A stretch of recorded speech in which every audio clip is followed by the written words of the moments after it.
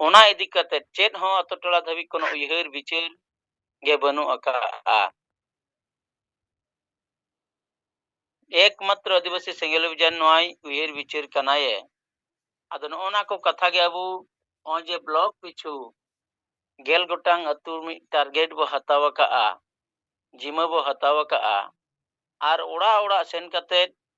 अबू नोआ को कथा बो लय को जे कुड़मी रिया मेटार जहां आदिवासी कना को धर्म रिया मेटार अबू पढ़ाव रिया मेटार आर अबू समाज बदलो रिया मेटार नोआ को कथा उनको ठे बो साब रखाब आर नोआ कथा उनको जगवार रिया कमी बो लाहा इदिया ओना साव सावते एटा जाति को दो अको समाज लगी तन मन धन आर साहस ते को गड़ोइना मेनखान अबू समाज रेन होड़ अबू समाज बंचा लगी मी पैसा होनी हबीते कोनो गड़ो बनु अकाआ आर नोआ हेवा गे अबू ठे बनु अकाआ नोआ इदि कते हो अबू बिचार लगा बोना आर जत्तो परिवार पहाटा से खना चांदो रे जुदी मिमिट गोटांग होड़ गेल टाका कते जुदी गड़ो बो एमा नोआ बुंकु बो अरदास कोआ उनको सला नोआ कथा बो शेयारा ताले खान अबू नोआ कई कईते नोआ रे मिटे हेवा अबू तला रे हिजुआ नोआ बांग हुई एकांते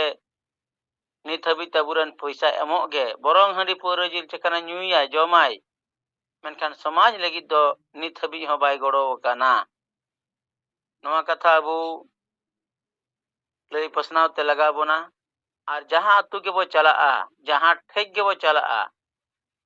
जहां सला के बो रोड गलमरावा उनको को हर ठेक एकदम स्पष्ट भाव करते मेताय हुआ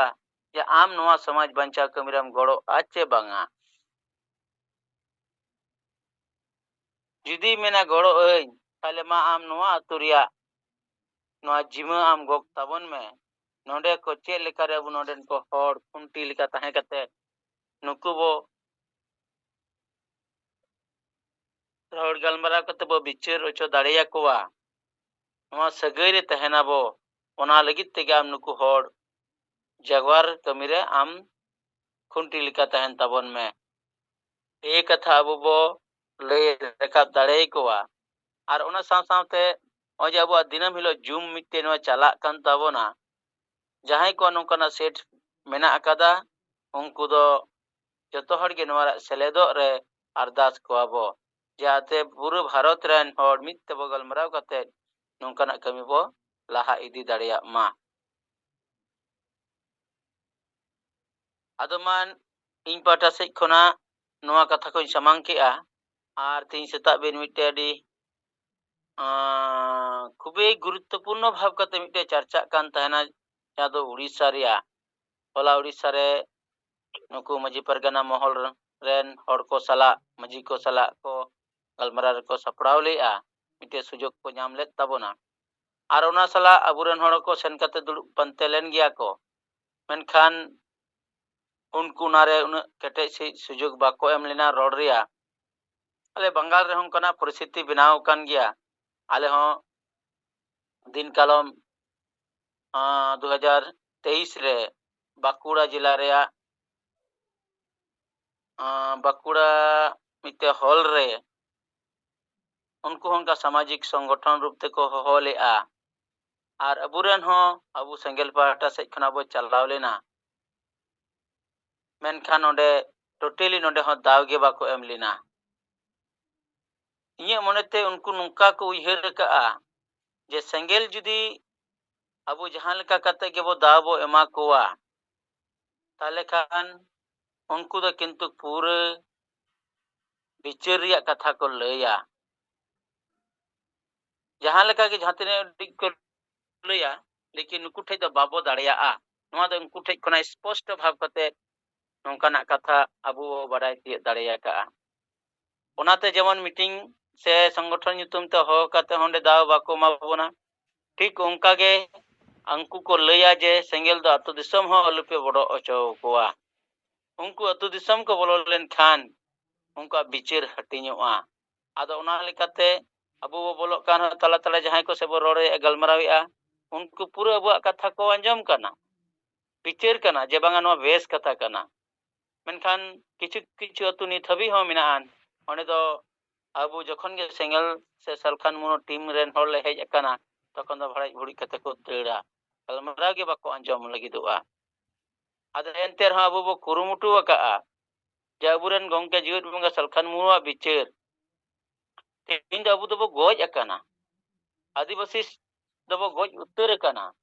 आदो जे गोज खना बंचा लगित ते अबु चेत उयहर बिचार लगा चेत कमी लगा नोवा रेया कथा अबु नुकु तलार बो साब रकाब लगिदो काना आदो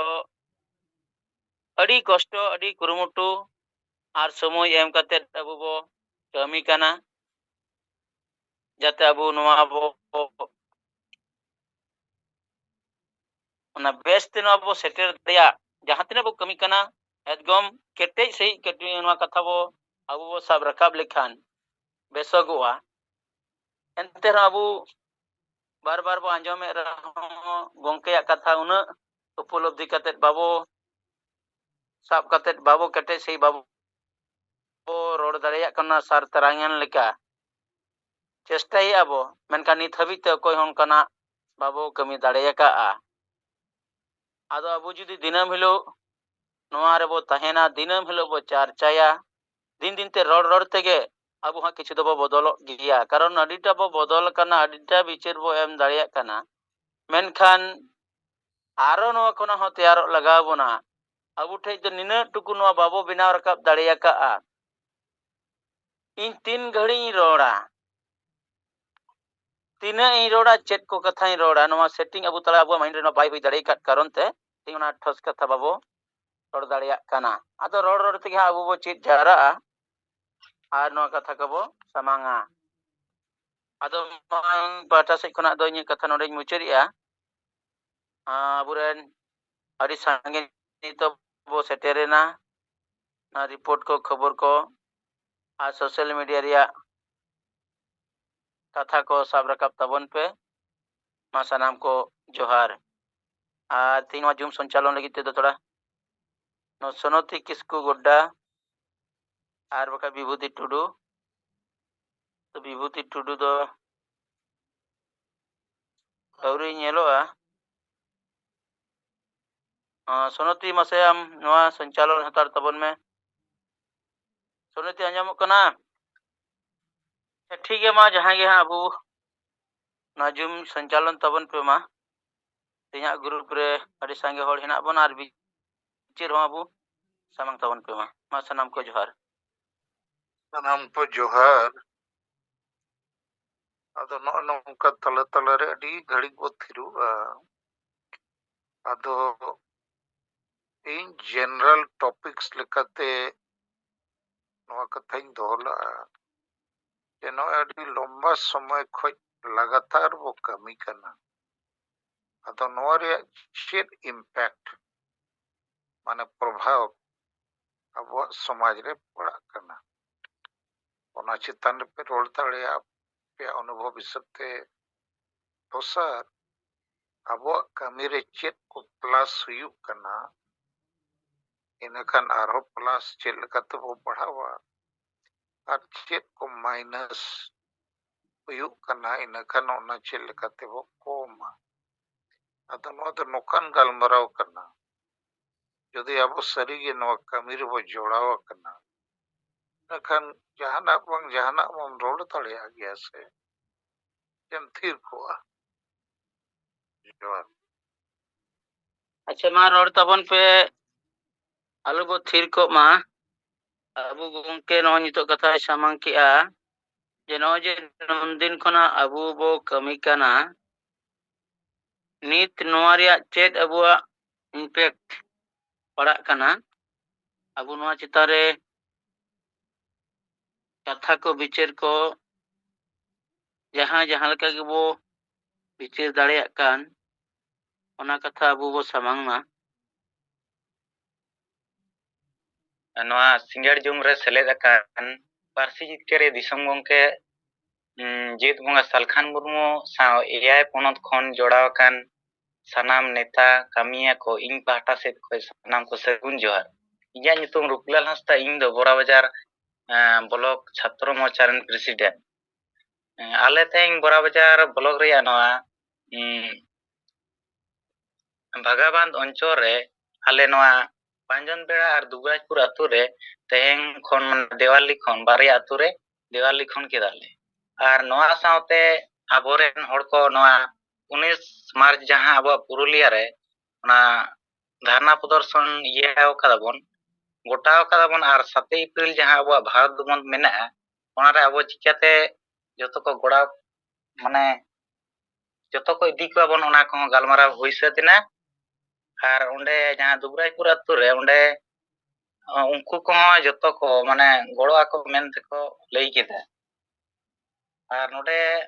आले पुलिस तायम नई आबरनी कामिया बलराम सोरेन गंके उनी सनाम को कामिया को माने दाका रे व्यवस्था लते ना दाका को जम बड़ा करते ये केदाले और सनाम को ना गल्फो गोटा होइना और चिकाते आबो माने सांगेते सांगे चला आबोन माने जाम माने रे रोड चखा जाम रे ओना को गालमारा हुईना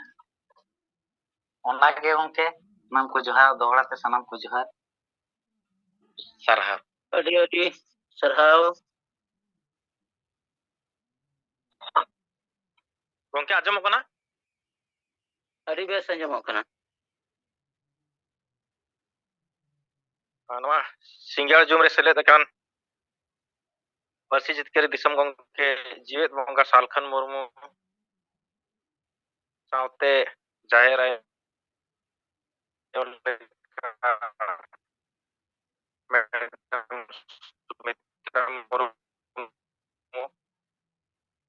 साउते सेलेद कान और इंगरी बोकारो खना जहां गंके कथाय दहो के तबना जे आबो बन कामी कना ओना रेना सावता तला रे चे प्रभाव पड़ा कना तो कामी कते फील्ड रे नितन बड़ा ᱧᱟᱢᱮᱱᱟ जे आबो जहां विचार बो समांग का नवा दो धीरे धीरे के स्वीकार किया को कि नवा को चीज दो सुधार लगती कन गया और जहां मुद्दा मेना तबना जैसे झारखंड रे संताली दो प्रथम राजभाषा रे मानते ᱧᱟᱢ नवा जिनिस से अडिगान हड़ बाको बुझ दाड़े कान थाना माने जहां समाज ते अपने आप रे समाज दरदिया को लयो कान थाना उनको बाको बुझ दाड़े कान थाना जे संताली दो नडे दो राजभाषा मेनते हम मानत होई दाड़े आमेनते उनको तो कमेंट क्या है मी कटी बाजारे मोडो को तो दिकुते रोड हुई कान तमा तो संताली दो राजभाषा दो हुआ चाहे तो फिर कमेंट किया आदिवासी लगी एकाय दो बांग अलग कान संताड़ लगी दो पूरा आदिवासी लगी आदिवासी रे अडी गान भाषा मेना तो नोआ चीज माने एक्सेप्ट किबा को एक्सेप्ट था स्वीकार के बांग होई कान ता कथा ना जैसे नोआ चीज होई दाड़े आमेनते मेनखान नितो को मेन दा बांग होई दाड़े गया सभी जतो लकन आहार ताय पुरुन दाय 8वीं अनुसूची रे शामिल मेना सांगे हड़ बो रोड कना स्वतंत्र लिपि मेना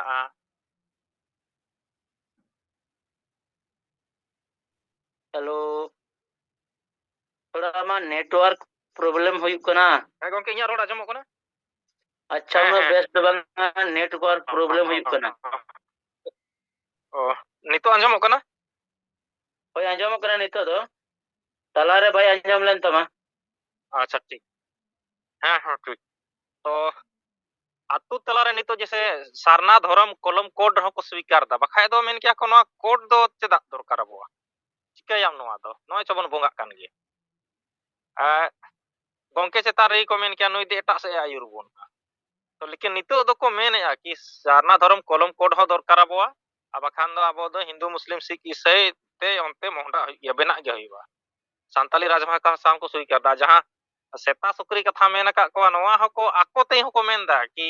चे हो मानत बनु तमा तो ना लेका गया दो गंके दो रोड उत्तर दे बखा दो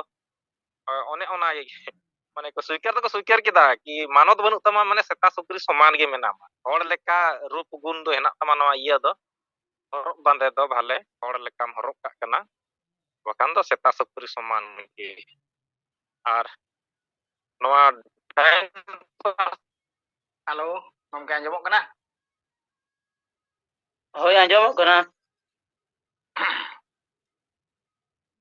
acha acha ठीक गया नितो सिंगर जिम रो जोड़ाव akan सातराज रिन आयुरिया का अंजमिया को ona saute persi jitkariya jiwit ponga disom gomke mantan salkhan murmu gomke saute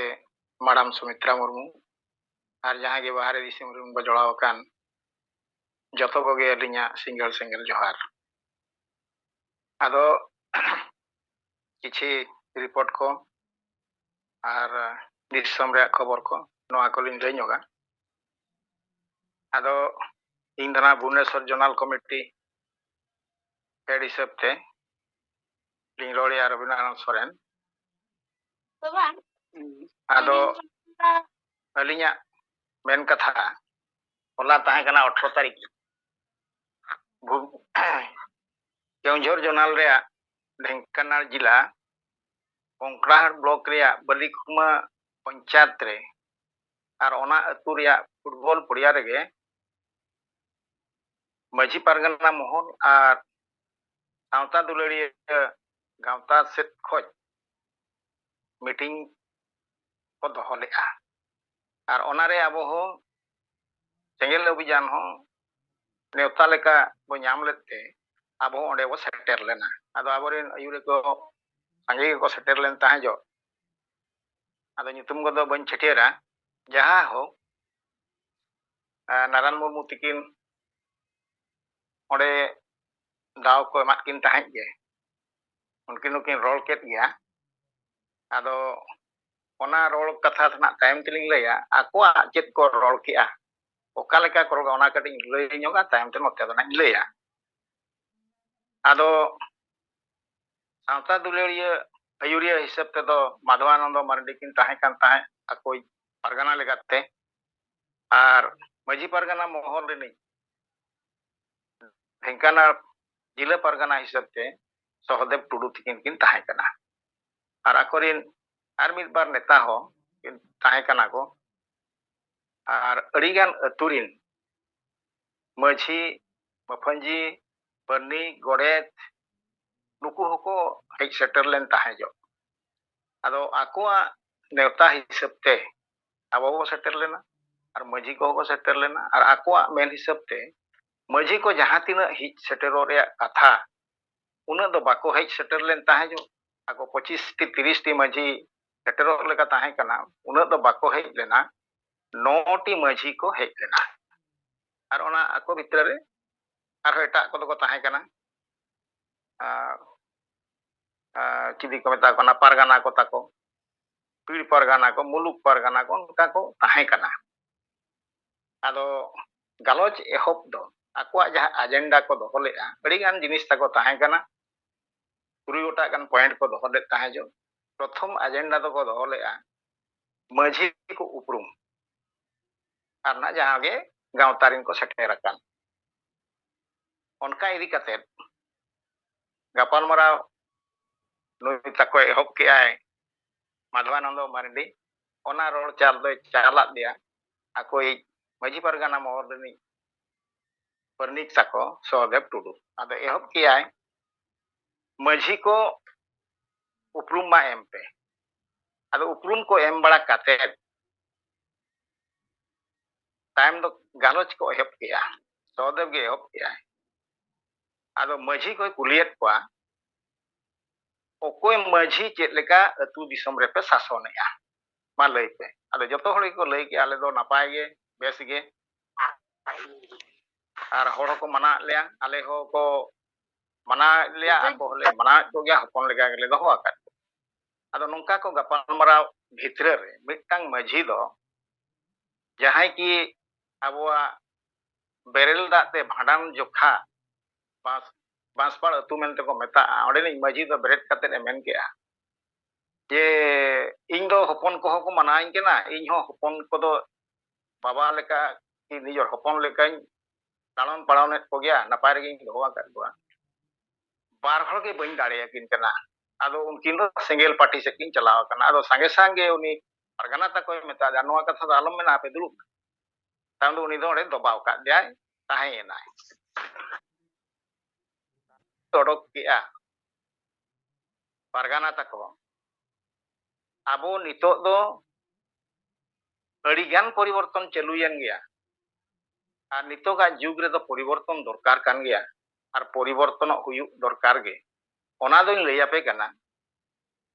ᱦᱟᱺᱰᱤ ᱧᱩ ᱵᱚᱸᱜᱟᱭᱮᱜᱼᱟ ᱵᱚ ᱴᱷᱤᱠ ᱜᱮᱭᱟ ᱠᱤᱱᱛᱩ ᱡᱟᱦᱟᱸ ᱛᱤᱱᱟᱹᱜ ᱜᱮ ᱢᱟᱹᱡᱷᱤ ᱢᱮᱱᱟᱜ ᱯᱮ ᱱᱟᱭᱠᱮ ᱢᱮᱱᱟᱜ ᱯᱮ ᱜᱚᱰᱮᱛ ᱢᱮᱱᱟᱜ ᱯᱮ ᱡᱟᱦᱟᱸ ᱜᱮ ᱢᱮᱱᱟᱜ ᱯᱮ ᱦᱟᱺᱰᱤ ᱟᱞᱚᱯᱮ ᱧᱩᱭᱟ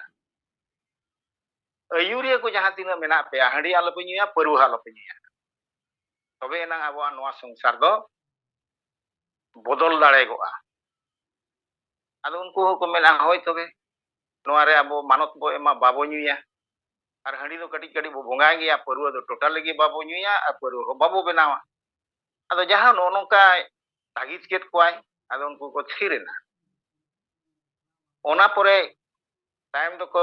ᱠᱩᱞᱤ ᱠᱮᱫ ᱠᱚᱣᱟ ᱯᱟᱨᱱᱤᱠ ᱠᱚᱦᱚᱸ ᱟᱯᱮ ᱪᱮᱫ ᱞᱮᱠᱟ ᱩᱱᱠᱩ ᱦᱚᱸᱭ ᱢᱟᱱᱟ ᱠᱮᱫ ᱠᱚᱣᱟ ᱟᱫᱚ ᱦᱟᱺᱰᱤ ᱯᱟᱹᱨᱣᱟᱹ ᱫᱚ ᱟᱞᱚᱯᱮ ᱧᱩᱭᱟ ᱵᱟᱵᱚ ᱧᱩᱭᱟ ᱛᱚᱵᱮ ᱮᱱᱟᱝ ᱟᱵᱚ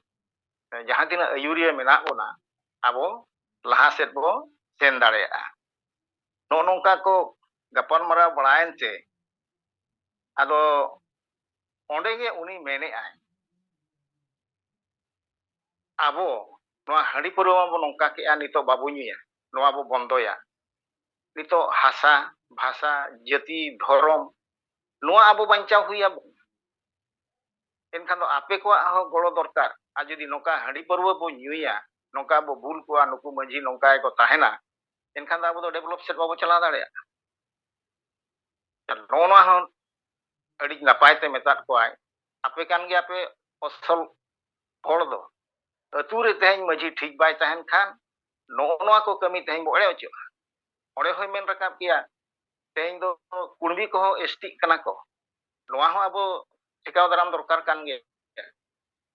ᱟᱫᱚ ᱱᱚᱝᱠᱟ ᱠᱚ ᱢᱮᱱ ᱵᱟᱲᱟ ᱠᱟᱛᱮᱫ ᱛᱟᱭᱚᱢᱮ ᱢᱮᱱᱮᱜᱼᱟ ᱱᱚᱣᱟ ko ayur lagit tekhan neta mitang dorkar tehnya abo Dhenkanal ᱨᱮᱵᱚ ᱟᱵᱟᱡᱟ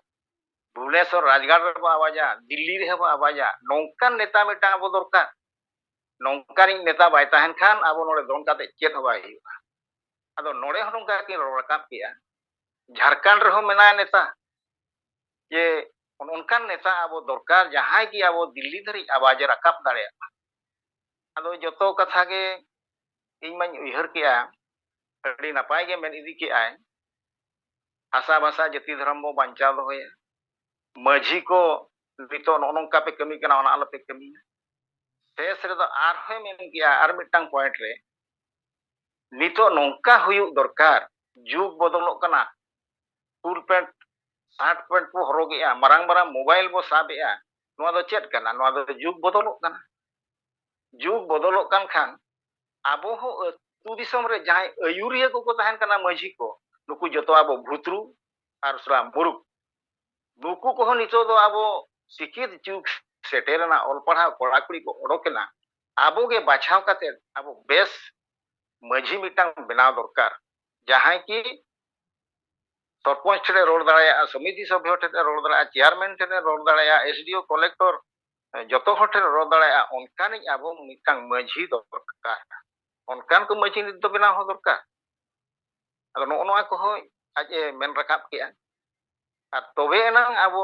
सावता बो सुसर दाड़ा बा डेभलप सेट बो चलाव दाड़ा और ओना सावते आरहोय मेन केआ तेहें अब जहां बो मेनेआ जहां तिना के गावता मेना को ताबो नुकु मेनेआ को अब दो बाबर राजनीतिया बिना राजनीति तेगे अब हानायाबन हावायाबन नोआ दो बाय हुई दाड़ेया अकोई परगना मेनेआ नोआ जदि हुयुआ अब बाबो डेभलप दाड़ेया तेणु नुकु गावता को जहां को मेनेआ बाबर राजनीति नितो दो राजनीति तेगे हुयाबोना तेणु नो नोंकान जिनिस मिमिटांग काते ते फोटेल केआ आले दो दुरुब काते ले आंजम कान ताहें आदो जतो प्रकार कथा मेन दो मेन इदी केत गया हेले उनको दो बाय कुली लेट कोआ जे मा आपे नोआ रे जवाब चेत पे एमे एनखान जवाब मा उनी बाय कुली नongka nongka बो किया या नोआ नोआ दो नongka दरकार नोआ को बदलो आचे बांगा नोआ बो चेत पसिका नोआ हुन कुली को दरकार किंतु उना को दो बाय कुली लेट को आज दो मिटांग रोड इदी के आय आदो नो नongka ते अडी गान जिनिस गे आबुआ मेन हिसाब ते गमके तिकिना उइहर आर एजेंडा जहां नित बो चलुआ का ना डिटो कर लेका ओंडे आज दोय प्रस्ताव मिमिटांग परे मिमिटांगे मेमेने चलु इदी के आ आको आय मेनेत गया जे मझी परगना महल तेहें नोआ नोआ कमी एले मझी परगना महल दो नितो धरी केटिक दो नोआ ढेंकाना दो बाय कमी अकात गया तेणु नोआ को लगित ते दो नो नोंकान जिनिस तेहें बो बनाव ले एनांग अरु फेरा हुई दाड़ेया तेणु नोआ लगित ते दो नीति रणनीति नेता दरकार कान गया आदो नोना को जतो को दुड़ुब काते को आंजम कान गया आर अडी भागी के को गपाल मरावेना उनका ते गपाल मराव ते तायम दो आर हुकिन मेन किया ओना ऑक्टोरे जहां अबो बो कमी कना धर्म ᱧᱟᱢᱚ बांखान हासा ᱧᱟᱢᱚ भाषा ᱧᱟᱢᱚ नोआ दो अबो दो जुर सुर के कमी दरकार आर हुकिन रिपीट किया जे अबो बाबो कमिया माने अबो दो एड़े एचो नितो दो हासा हबो एड़े एचो कना अबो मा नितो नोआ दिसम रिन होर नित पर्यंत अबो पाटा पत्र हो बेस्ते बाय हुय कना जंगल जमी जगह को हरो एचो कर बा नितो नोआ रे फैक्ट्री बनावा कारखाना बनावा नाना प्रकार माइंस बनावा तेणु अबो को लगा बना तेणु नोआ को हो नितो अकिल ज्ञान दरकार काते अबो अनकान होर अबो अगु दरकार तेणु नोआ को अबो उइहर मा आर बेस लेका गपाल मराव काते नोआ को अबो जे लेका तो डेवलपा नोआ हो किन रोड रकाब किया ओना साउते आर हो मिटांग पॉइंट किन मेन किया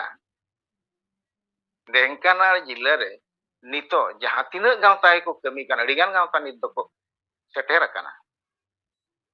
टुटिया मुटिया गांवता हो मेना को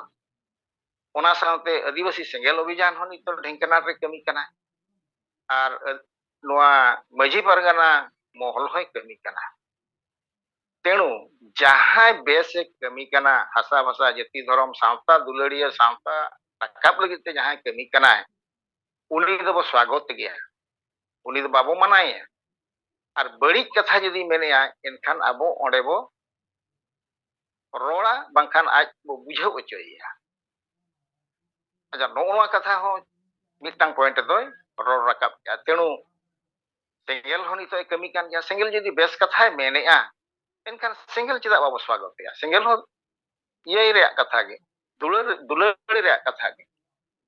तेणु नोआ कथा हो मेन राकाब गया और जहां की एटा गांवता को नित को कमी कना छुटिया मोटिया गांवता उनको यदि समाज रा बेस कमी को कमी कना एनखान दो उनको होबो दुलड़ को गया एले मेन किया जहां तिना गांवता के वो कमी कान दिल्ली दरबार धरी जहां या आवाज बाय ताहेना एनखान दो चेत लाभ हो दाबो बाय हुआ तेज अब धर्म हासा भाषा जहां के बो स्थापित लगित तबो छुटो कना खाली कामाख्या नगर खुजा ढेंकानाल धरी कोराते दो बाय जहां के बो मात को तेणु नोआ हो ओना चेतान रहे रकाब किया जे जहां के बेस कमी कना जहां के माने दिसम उतनो लगित छुटो कना उनी दबो कमी उचवाय गया नोआ ढेंकानाल जिला रे हो आदो नोआ को अडी ज्ञान कथा मेन केत गया और आले दो दुरुब काते ले आंजम कान ताहे जे ओना मदरे आको हो बेड़ा लाहा ᱧᱚᱜ काते के मीटिंग को एहब किया जहां पड़ोरे जतो गांवता को दो ओना चांस बाको एमात को गया गपाल मरा लगित ते आदो आबो दो नुई ना जहां ताको पारगाना सहदेव टुडू आबो दो चांस से एमात बन गया और मा आपे मेन पे आपया चेत मेन रे मेना आदो जहां हो अड़ीगान कम समय भीतर रे अब दिसम ये पारगाना तब पनत पारगाना नारायण मुर्मू तिकिन अड़ीगान कथा के किन मेन किया मेन दो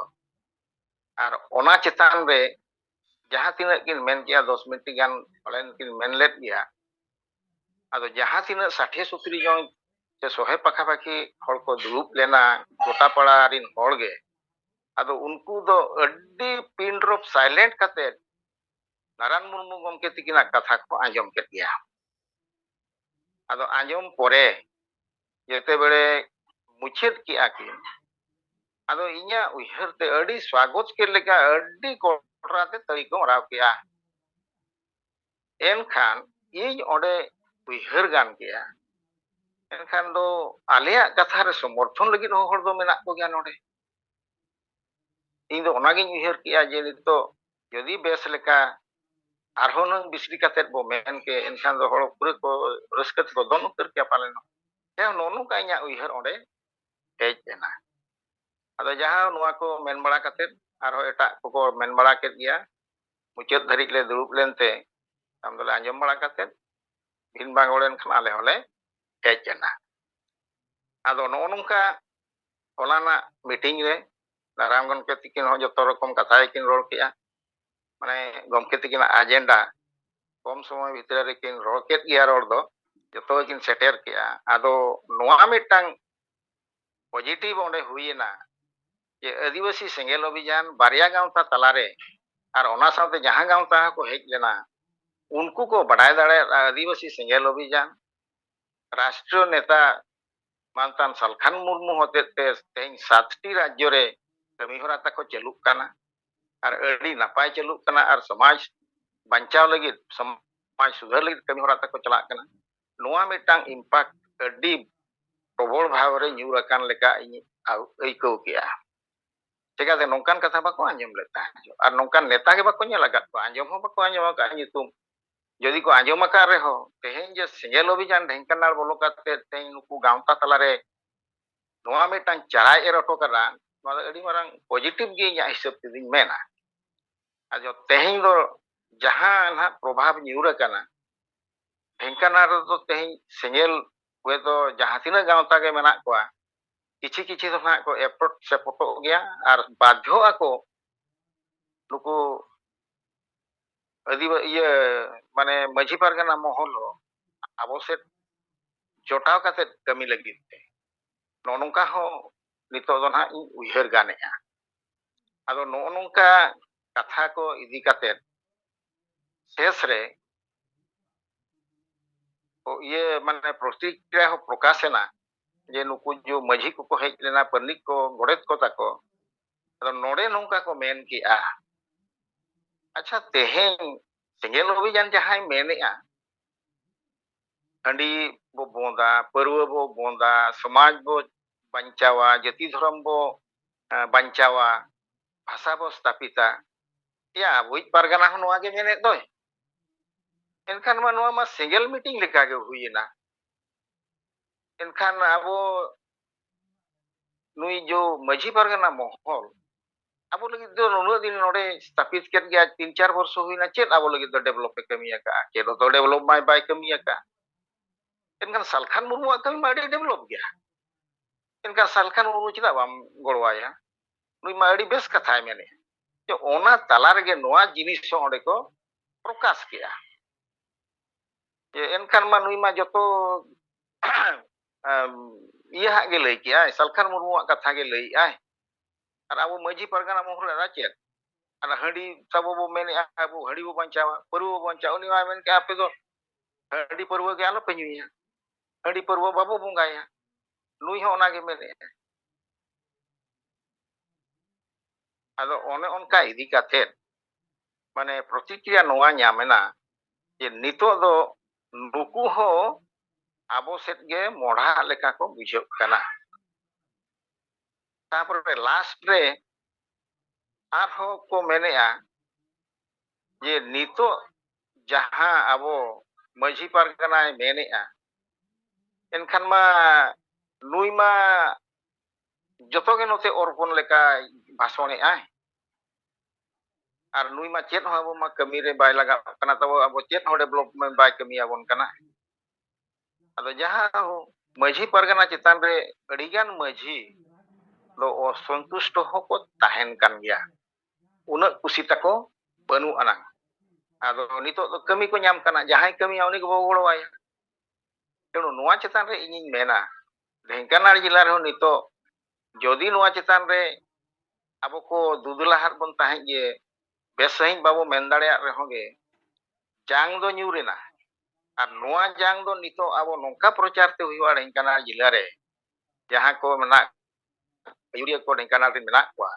Atu chalaw kate nitok do bicir do ko dorkar. Ar atu re bicir do holo kan ko ko soje. Bang soje kate do bang. Jekate polana tehnya report re Manho Mardi madam chikin jahan kin menet ta jo Dhengkanar jo प्रचार को hedge लेन ताहें जो उनकिन हकिन main कि आड़ी नापाय गे माझी कुमा को ग्रहणेआ तेणु नोआ दो हुयुक कान गया कहते आले अतु अड़ी मारंग अतु कना नोडे हो अड़ी गान होड़ को जरा लेना अलिंग चला लेना ओना अतु ते उनको मेनेत गया तेणु नोआ दो बारंबार जदि ओना अतु करे गोटा के प्रचार प्रसारोआ एनखान दो परिवर्तन दो मस्ट हिजुआ आर माझी परगना बगी काते कम से कम अड़िगान होड़गे सेंगेल अभियान रे को मेसा आर कमी देखाव केट खान गे आर कमी मा हुयुक कान गया जतो आय जो अष्टम अनुच्छेद रे भाषा सेलेद अका सीएनटीएसपीटी रपुद लेना ओना बांचाव अका आर नाना प्रकार अड़ी बेस बेस कथा नोआ भितरे उनको को बड़ाय काना व्हाट्सएप को नेलेआ फेसबुक करे नेलेआ को उनको को बड़ाय दाड़ेया कान गया तेणु नो नोंकान जिनिस तेहें जदियो बेस सही बाय हुईलेन रहो रोल को केटेज सही एनरो अडिगान प्रभाव दो ढेंकानार चेतान रे न्यूर कान गया नोआ जो सावता दुलड़िया गावताय मेन कि माझी परगना महले मेन कि अन्यान्य छुटिया मुटिया ब्लॉक रिन सब डिवीजन रे गावता मेना पा जतो गे नोआ आलांग दो भेजा या का पा माने भेदावा का आ नोआ रे प्रभाव अडिगान गे हा न्यूरुआ आर न्यूरुक कान गया ओना साथ अडिगान सपोर्ट हो उनी मेन कि आय माझी परगना तको जहां परनिक उनी मेने आय जे तेहें जहां दुपुड़ुक हुई कना ना फोन ते लयें कना तेहें जहां दुपुड़ुक हुई लेना नोआ रे दो माने अडिगान गे ताहे कना को माझी सॉरी सेंगेल अभियान रिन सपोर्टर हो आर माझी परगना रिन माने आज निजे स्वीकारे तेणु नोड़े खज इन बड़ाय दाड़ेया कना जे सेंगेल अभियान हो को कुसी आय कान गया नितो दो ढेंकानार रे नुई माझी परगना ठेट खजा बाको ओडक दाड़ेया खातिर ते तेñ ओडे को जुडू बुडू कना आदो नोनोंकान कथा जो मेतात को हांडी बाबो नुया परवा बाबो नुया एनखान उनको असंतुष्ट भाव हो हेजना जे माझी परगना महल रे ताहे कते चेत बरम दो सालखान मुर्मुआ दौड़ो तेगे हिजु दरकार नुईमा ओना के मेने आबो सुसर हर रात को हिजु नोआ जिनिस को बगी आबो नुई दो हसा भाषा जाति धर्म रोजगार चासबास कथा चिंताएआ माझी परगना दो चेले चिंता माझी परगना दो केवल चिंताएआ हांडी परवा छूत छेटेर भांडान तेलमान भो इयाबो भोट करी अखरी एनेजाबो सेरेኛबो इने एनखान आबो दो कारेबो डेवलप दाड़ेया तो नोनोंकान अड्डी गान प्रक्रिया हो नितो दो सृष्टि कना तेणु नोनोंकाना फलाना विचार रे दो माने कोई माझी परगना महलनिक परगना मेन केया आर नोआ को दो इन दुई मेना नोआ जो फेसबुक व्हाट्सएप प्रिंट मीडिया और जहां के बो एमआ गोमके तकिना जतो को डिटो के ते नोडे कॉपी पेस्ट करा है जतो जाबो नोआ बो कमिया आदो ओना हन मिटांग उइहर गान लेखान जे माझी परगना कमिया और सेंगेल अभियान तो ना बाय हिजु रहो बाय कमी रहो आवा nyutum हुइबा तो सेंगेल अभियान मा ओंडे मा हाबा टेगे कना उनी कमी गया ना ओकाते चला उनी कमी गया तेणु नितो दो कंपटीशन चलू कना ओकोय ओका से तीना ओड़े इदी दाड़िया को आदो आबो दो ओंडे हो परमिशन नित दो बो ᱧᱟᱢ केया मांग जहां लेका गोमकेया nyutum आंजम काते हर को दोने ताहे जो नितो दो गोमकेया nyutum को आंजम लेखान को रस्क कना तेणु नितो दो ओना ढेंकाना डिस्ट्रिक्ट रे दो नितो दो आबो चेतान रे नौका चे हानका नोआ मेन लगी दो हर बनुक को প্রত্যেক আতুরে নিতক do সেঙ্গেল অভিযান চেদ এ কামি কানা বাড়াই দাড়ায়াক কানা ko আর ওয়েলকাম হকো এমাবন কান গিয়া তেণু নংকান জিনিস নিতক do ako tala reho nije nije teko opor rapajak reko tahen gea ado nongkan nitok do ha holana meeting redo hui padawena ar nongkai ko rol kea ar aboi naran gomke ho jaha noa ko chetan re rol ket gea ado nongka huiena holana meeting chetan do linya অভিজ্ঞতা এবং বাড়াই ñel anjom ona chetan reyak no na ling lay sotor kea R মিটাং ning leya nitok do noa paper korenak katha idi katet Jharkhand Disham reyak katha ge je Jharkhand Disham re nitok jaha hulchul chalu akana paper kore noa udiya paper kore emakai samaj re je মুখ্যমন্ত্রী চেম্পাই সোরেন জাতিভিত্তিক জনগণনায় করাওয়া এক আর দ্বিতীয় কথা তো তাই হুয়ুগ কানা ako jo milito মন্ত্রিমণ্ডল ko benaw aka'a ona reho osanti srushti kana je kongres bala mane bako kusi kana je ale do nuku nuku মন্ত্রিম doho ket ko naku nakum doho leko khan napai ko ona khatir te nito do na dili ko chala nonongka paper odoga kana enkhan মুখ্যমন্ত্রী চেম্পাই সোরেনা মন্ত্রিমণ্ডল হো নিতক do katha gota redo jaha paper kore odogok kana tolomoro obostha leka ko setter godia je nonongka nitok onde na poristiti ho chaluk kana ado noa ko nitok do abo uihar gan katet abo kurumutu ona kore do প্রসার প্রচার abo ho chalu dorkar kami ho dorkar nonongka nitok do chalu kami ma badai katet abo noa ko hol ko samang re lay do dorkar kan gya poristiti nitok do disom reyak do nongka ado noa ko mitang khobor ling nyam let te ling lay ki atabo ar last re gomke tikin nitok jaha kin doho lea je samaj chetan re abo impact chet ar plus chet ado ma aling ma mesami siling le rol traket gya ado en holing mena impact chetan re to jaha samaj nito gomke tikina ayur te jaha tina agenda bo doho aka'a ona agenda ko do samaj chetan re do impact do digan ge nyuruk kana ar unku ona chetan re bicher ko dohoyea আর নোয়া বিচার রে আবো যদি বাবো সেনোয়া এনখান do বাঞ্চাও Real do Banu না গুজুগ গে তাবো হর ডাহার তো নোয়া ko chetan do প্রভাব do adi gan ge nyuruk kana আর নোয়া ko যদি বাবো বাঞ্চাও do hoya teheng salkhan murmu jahay mene ai uniak katha babo anjoma enkhan do gujuk hor dahar ge abo do menak akat bona to নোয়া chetan re প্রভাব do indi mena adi gan ge nyuruk kana gota disom ge abo jaha tina sat raj re ko kami kana pray kichu bang kichu do adi gan ge nyuruk kana ar plus point ho adi gan ge tahen kana je plus point je nito jaha tina hor tabo ko tahen kana atu disom re noa chetan re gor kana ar goro ko emet gya menet gya ko ele ar mittang goro jodi unku thet khoj bo nyam dareya enkhan samaj reya ba abuak rod reya ki single অভিযান reya plus point onde seteroa ona do huyuk kana kaudi chetan reya katha jaha tina hor ge abo ko gorwa bon kan jodi kaudi chetan re gel taka kate ko emoa jaha tina area abo bon itbo ko ket yar jaha abo report unsar bo menea gota disom hor ge abo ko gorwa bon kana mente ar seledo lagi ko utsah ko emea gan unku ko ge meta kore katha je ape jodi noa chetan re goro mena ar raska mena samaj banchaw re mena enkhan gel taka ape em tege huyu'a mit hor gel taka kate kan onde khoj bo badai dareya teheng jaha tina abo collection hiju'a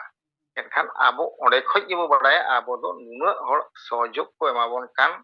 una hor ge abo pachila re menak kwa no do plus point hisab ting mene jodi ona abo hiju'a ᱟᱫᱚ ᱱᱚᱜᱼᱚ ᱱᱚᱝᱠᱟᱱ ᱡᱤᱱᱤस ᱠᱚ ᱦᱤᱡᱩᱜ ᱠᱷᱟᱱ ᱚᱱᱟ ᱫᱚ ᱟᱹᱰᱤᱜᱟᱱ ᱢᱟᱨᱟᱝ ᱯᱞᱟᱥ ᱯᱚᱭᱮᱱᱴ ᱢᱮᱱᱛᱮ ᱤᱧᱟᱹᱜ ᱩᱭᱦᱟᱹᱨ᱾ ᱟᱫᱚ ᱜᱚᱢᱠᱮ ᱢᱟ ᱡᱟᱦᱟᱸ ᱛᱤᱱᱟᱹᱜ ᱟᱹᱞᱤᱧ ᱦᱚᱞᱟᱱᱟᱜ ᱚᱵᱷᱤᱜᱽᱜᱚ ᱠᱚ ᱟᱨ ᱡᱟᱦᱟᱸ ᱜᱮᱞᱤᱧ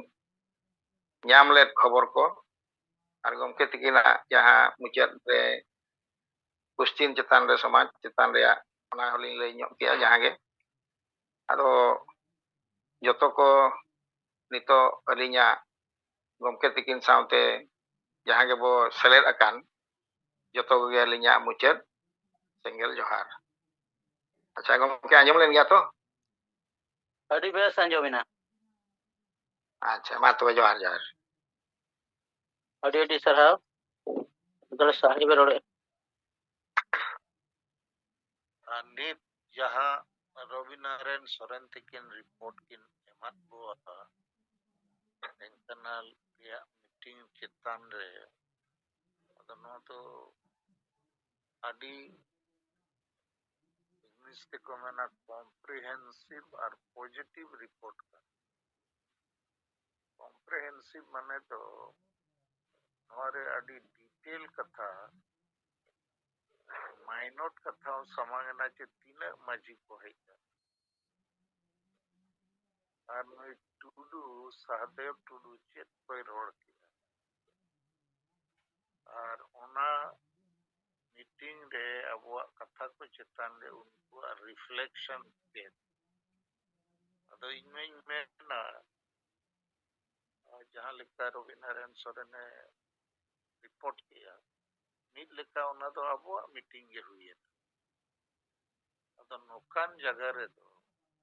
नारायण मुर्मू बखान जहां के उनन पे रोड़ा उन्हें तो डिप्लोमेसी हो लगती है उन्हें को मेता कूटनीति इन्हें खान नवा को रोड़न बाद रोड रिया जो कौन चांस जामें इन्हें खान मरंग दो सहदेव टुडू और बाकी जितने खूब सरहाव को दरकार हो समाज लगी अड़ी बेस पे कमी कर अपिया उइहर अड़ी बेसा और नौ जे हाड़ी पूर्व को वो बंदोया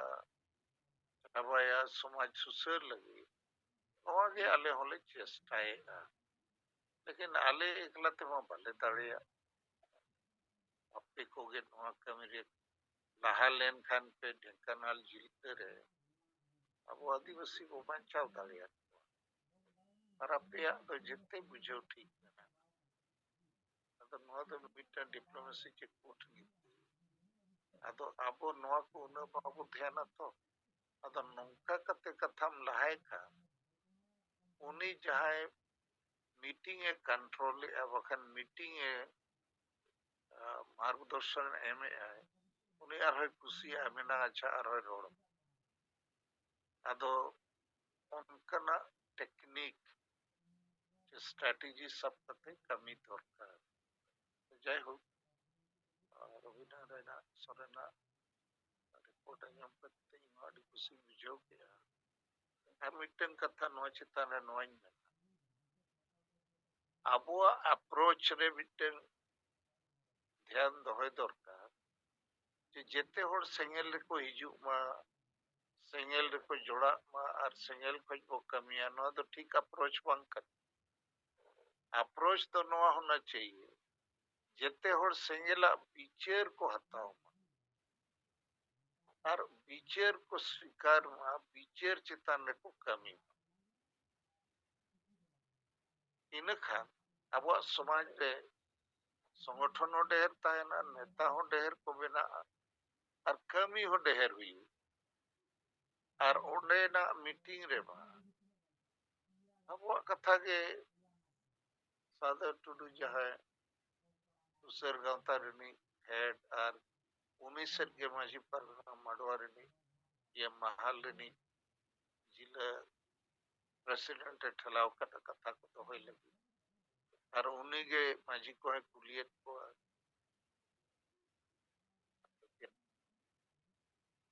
मीटिंग रनी की पर्सन दो सादेव टुडू रखा उन्हीं हो सरहावे तो और माजी परगना महल रनी जिला प्रेसिडेंट हो और उनका करते उन्हें ᱟᱵᱚᱣᱟᱜ ᱠᱟᱛᱷᱟ ᱛᱷᱚᱲᱟ ᱜᱮ ᱫᱚᱦᱚᱭ ᱫᱚᱨᱠᱟর, ᱞᱮᱠᱤᱱ ᱩᱱᱠᱩ ᱢᱟ ᱵᱩᱡᱷᱟᱹᱣ ᱠᱚ ᱫᱚᱨᱠᱟর ᱟᱵᱚ ᱥᱟᱹᱨᱤᱜᱮ ᱟᱹᱰᱤ ᱢᱩᱥᱠᱤᱞ ᱚᱵᱚᱥᱛᱷᱟ ᱨᱮᱵᱚᱱ ᱧᱩᱨ ᱟᱠᱟᱱᱟ, ᱟᱨ ᱟᱯᱮ ᱠᱚ ᱡᱩᱫᱤ ᱱᱚᱣᱟ ᱠᱟᱹᱢᱤ ᱠᱚᱨᱮ ᱟᱨᱦᱚᱸ ᱠᱮᱴᱮᱡ ᱥᱟᱺᱦᱤᱡ ᱵᱟᱯᱮ ᱜᱚᱲᱚᱜᱼᱟ,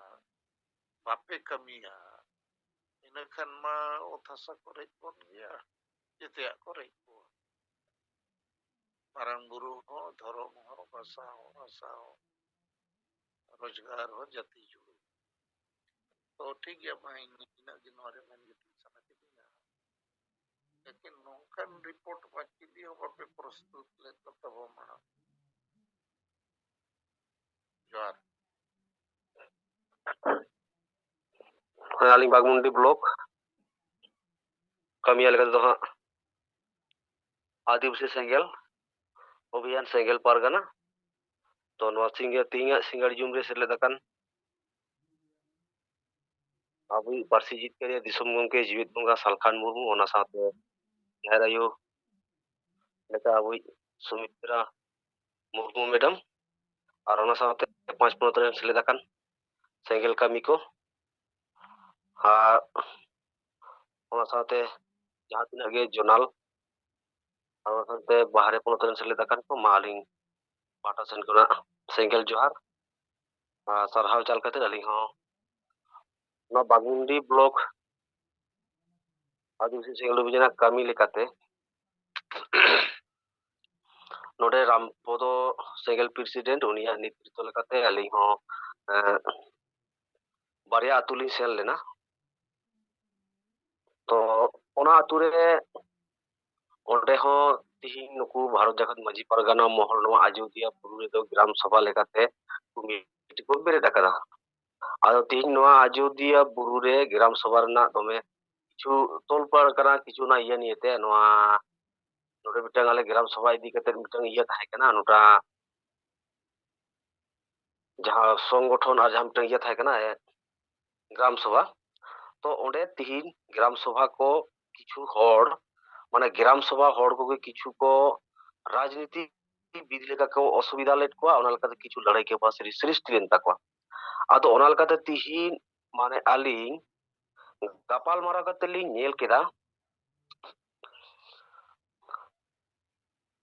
आरलिंग विचारत को और ओना साथ हो जहां 24 तारीख जहां 27 तारीख ताहलेन तकवा महाम को सारी धर्म हेल मेल को जहां जंतर मंतर दिल्ली सेनो आदो ओंडे दो तिहिन टिकारामा फेसबुक से ऑफिशियल जहां सारी धर्म ऑफिशियल ग्रुप ली नेल केदा आदो टिकाराम ओंडे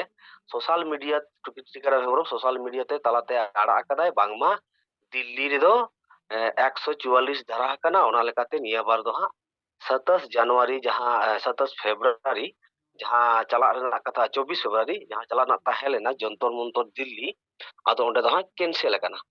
आदो ओंडे जखन आली नोय को जिनिस ली प्रकाश को कना आरखान तिहिन जुदी भारत जगत माजी परगना महल जुदी सत्यकार जिनिस को चिंताई किया तालखान ओना को चेक चिका बांग चिका ओना दो लाहा रेगे को बड़ाई किया नित दबिते आदिवासी सेंगेल अभियान तिहिन नुना नुना ए कमी केदा तिहिन रेल पटेट कते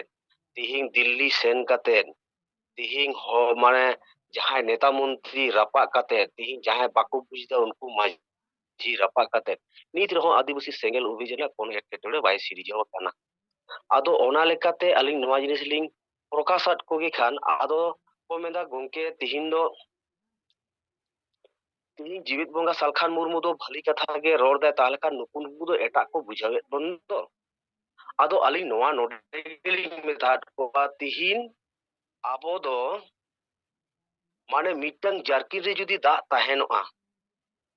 आर मिटंग रे परवा ताहेनोआ आदो आले ओंडे लिंग मेताहाट को तिहिन जुदी मिटंग लेंडेट बोन आगुइया जुदी फरिया दा रे बोन संभाव कदिया ओंडे दो जीवित गे ताहेना आर बोन उडुक किदिया ताम तो ओत रे बोन दोहो केदिया गिड़बिट ए दाणायत दिया आर ओना पोरे मिट घड़ी पोरे जुदी पौरा दा रे बोन मेसा हाया तालखान उनी दो लेंडेट दोय गोज एना आदो गोज एन खान दो उनी दो बोन नेल नाम केदिया तो गोज ने आदो ओंडे दो तिहिन आबोरेन जहां तिना गे संगठन मेना कोता बोना ᱟᱫᱚ ᱩᱱᱠᱩ ᱫᱚ ᱚᱱᱠᱟ ᱜᱮᱠᱚ ᱵᱩᱡᱷᱟᱹᱣᱮᱫ ᱵᱚᱱᱟ ᱧᱮᱞ ᱯᱮ ᱛᱤᱦᱤᱧ ᱟᱵᱚᱣᱟᱜ ᱦᱚᱲᱢᱚ ᱨᱮᱦᱚᱸ ᱠᱨᱤᱢᱤ ᱢᱮᱱᱟᱜ ᱠᱚᱣᱟ ᱟᱫᱚ ᱛᱤᱦᱤᱧ ᱡᱩᱫᱤ ᱯᱟᱹᱨᱣᱟᱹᱢ ᱧᱩᱭ ᱞᱮᱠᱷᱟᱱ ᱩᱱᱠᱩ ᱦᱚᱲᱢᱚ ᱨᱮᱱ ᱠᱨᱤᱢᱤ ᱫᱚᱠᱚ ᱜᱚᱡᱚᱜᱼᱟ ᱟᱫᱚ ᱚᱸᱰᱮ ᱜᱮ ᱛᱟᱦᱞᱮ ᱠᱷᱟᱱ ᱢᱟ ᱟᱵᱚ ᱵᱚᱱ ᱵᱤᱪᱟᱹᱨ ᱢᱟ ᱯᱟᱹᱨᱣᱟᱹ ᱵᱮᱥᱟ ᱥᱮ ᱪᱮᱫ ᱢᱮᱱᱟ ᱫᱟᱜ ᱵᱮᱥᱟ ᱟᱫᱚ ᱡᱩᱫᱤ ᱠᱨᱤᱢᱤ ᱡᱩᱫᱤ ᱪᱮᱫ ᱢᱮᱱᱟ ᱯᱟᱹᱨᱣᱟᱹ ᱧᱩ ᱛᱮᱠᱚ ᱜᱚᱡ ᱠᱚᱜ ᱠᱮᱜᱮᱭᱟ ᱛᱟᱦᱞᱮ ᱠᱷᱟᱱ ᱛᱤᱦᱤᱧ ᱦᱚᱭᱛᱳ ᱪᱮᱫ ᱢᱮᱱᱟ ᱟᱵᱚ ᱯᱟᱹᱨᱣᱟᱹ ᱧᱩ ᱛᱮᱫᱚ ᱫᱚᱢᱮ ᱦᱚᱲ ᱵᱚᱱ ᱵᱮᱥ ᱠᱚᱜᱼᱟ ᱛᱚ ᱛᱟᱦᱞᱮ ᱠᱷᱟᱱ ᱦᱟᱥᱯᱟᱛᱟᱞ ᱠᱚᱫᱚ ᱵᱟᱵᱚᱱ ᱥᱮᱱ ᱠᱚᱜ ᱠᱮᱭᱟ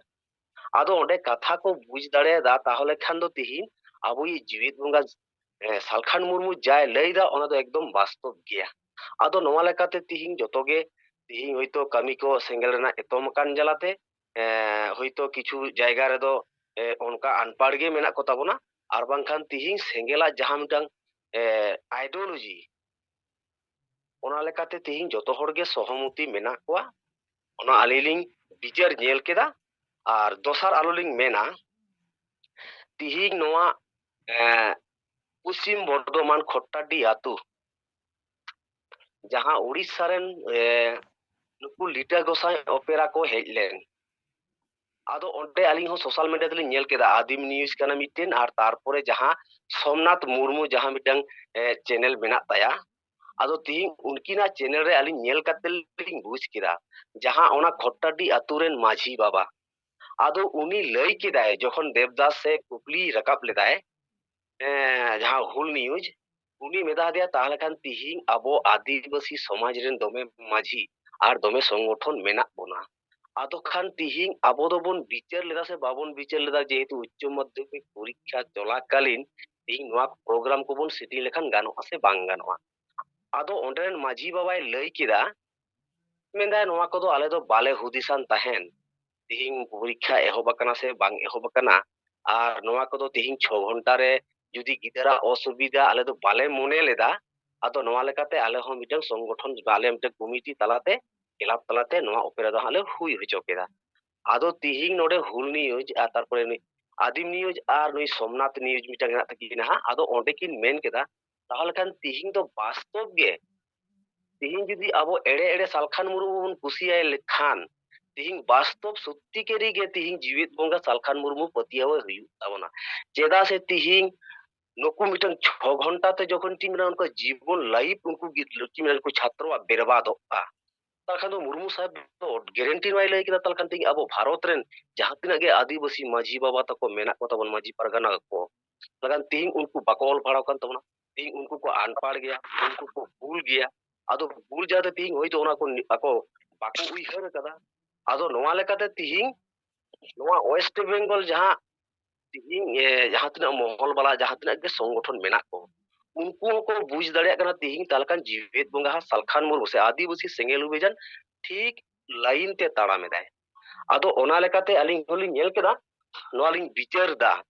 ᱛᱤᱦᱤᱧ ᱟᱹᱫᱤᱵᱟᱹᱥᱤ ᱥᱮᱸᱜᱮᱞ ᱚᱵᱷᱤᱡᱟᱱ ᱡᱟᱭ ᱠᱟᱹᱢᱤ ᱠᱟᱱᱟ ᱚᱱᱟ ᱫᱚ ᱚᱠᱟ ᱨᱮᱜᱮ ᱵᱟᱠᱚ ᱠᱟᱹᱢᱤ ᱠᱟᱱᱟ ᱱᱚᱣᱟ ᱟᱹᱞᱤᱧᱟᱜ ᱦᱚᱸ ᱯᱟᱹᱛᱭᱟᱹᱣ ᱟᱹᱰᱤ ᱫᱤᱱ ᱠᱷᱚᱱᱟᱜ ᱜᱮᱞᱤᱧ ᱢᱮᱱᱫᱟ ᱯᱟᱹᱛᱭᱟᱹᱣ ᱢᱮᱱᱟᱜ ᱜᱮᱭᱟ ᱟᱨ ᱱᱤᱛ ᱡᱩᱫᱤ ᱟᱹᱫᱤᱵᱟᱹᱥᱤ ᱥᱮᱸᱜᱮᱞ ᱚᱵᱷᱤᱡᱟᱱ ᱠᱟᱱᱟ ᱡᱩᱫᱤ ᱟᱨᱦᱚᱸ ᱠᱟᱹᱴᱤᱡ ᱠᱮᱴᱮᱡ ᱫᱷᱟᱨᱟ ᱡᱟᱦᱟᱸ ᱟᱵᱚ ᱢᱩᱨᱢᱩ ᱥᱟহেᱵᱮ ᱱᱤᱨᱫᱮᱥ ᱟᱠᱟᱫ ᱵᱚᱱ ᱛᱤᱦᱤᱧ ᱵᱞᱚᱠ ᱯᱨᱚᱛᱤ 10টা ᱟᱹᱛᱩ গ্যারেন্টি এলডাও ᱦᱩᱭᱩᱜ ᱛᱟᱵᱚᱱᱟ ᱛᱚᱵᱮ ᱠᱷᱟᱱ ᱛᱤᱦᱤᱧ ᱡᱚᱛᱚ ᱦᱚᱲ ᱠᱚ ᱵᱩᱡ ᱛᱟᱵᱚᱱᱟ ᱟᱨ ᱵᱩᱡ ᱞᱮᱠᱷᱟᱱ ᱜᱮ ᱟᱵᱚ ᱵᱚᱱ ᱡᱤᱛᱠᱟᱹᱨᱚᱜᱼᱟ ᱛᱚ ᱱᱚᱣᱟ ᱠᱚ ᱢᱮᱱ ᱠᱟᱛᱮ ᱜᱮ ᱜᱚᱝᱠᱮ ᱟᱹᱞᱤᱧᱟᱜ ᱠᱟᱛᱷᱟ ᱞᱤᱧ ᱢᱩᱪᱟᱹᱫ ᱠᱮᱫᱟ ᱫᱚᱦᱲᱟᱛᱮ ᱢᱟ ᱥᱟᱱᱟᱢ ᱠᱚ ᱥᱮᱸᱜᱮᱞ ᱡᱚᱦᱟᱨ ᱟᱪᱪᱷᱟ ᱨᱟᱢᱯᱚᱫᱚ ᱫᱷᱤᱨᱮᱱ ᱢᱩᱨᱢᱩ ᱟᱹᱰᱤ ᱟᱹᱰᱤ ᱥᱟᱨᱦᱟᱣ ᱨᱤᱯᱳর্ট আকারে লই আবো না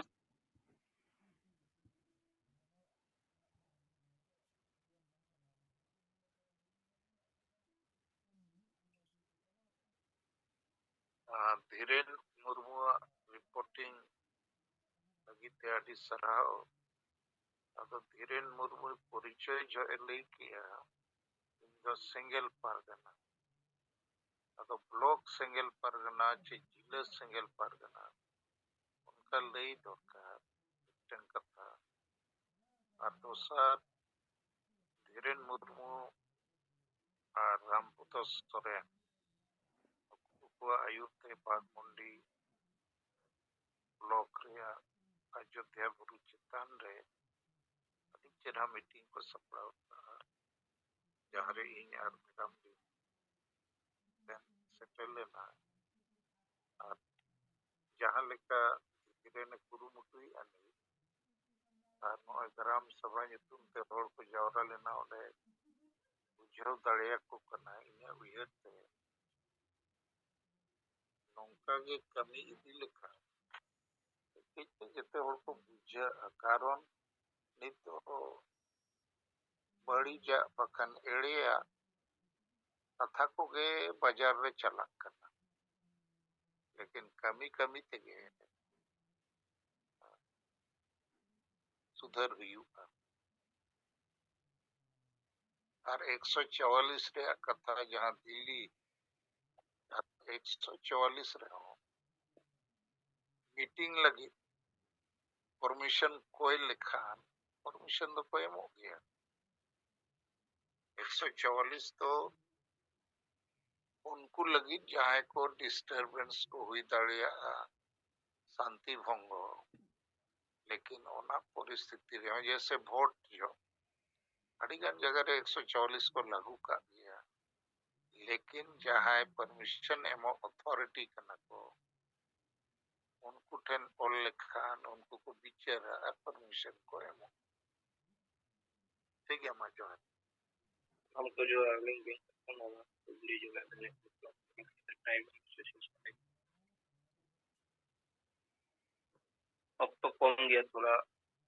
लास्ट इन रोरी दा और ये नितना जहां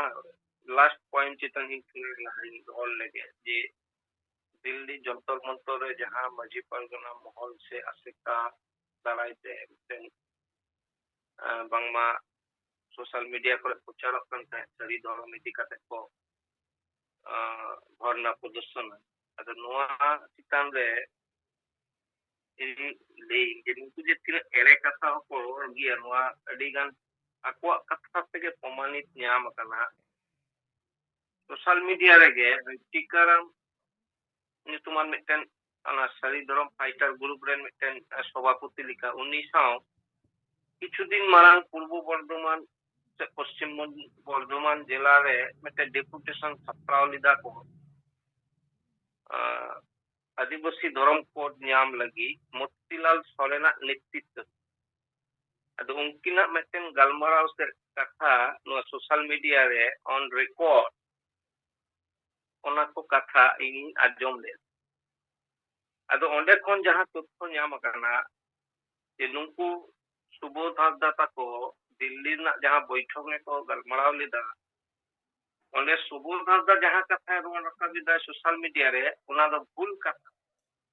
जे सारी धर्म को एडमिट कदा बाकी जहां तिना संगठन रेन को सेलेक्ट लेना उनका कथा दो बाय माने बाय हुई कना कारण जे होलो उनको मीटिंग ता कना तार दूसरा होलो फाइनल कना जे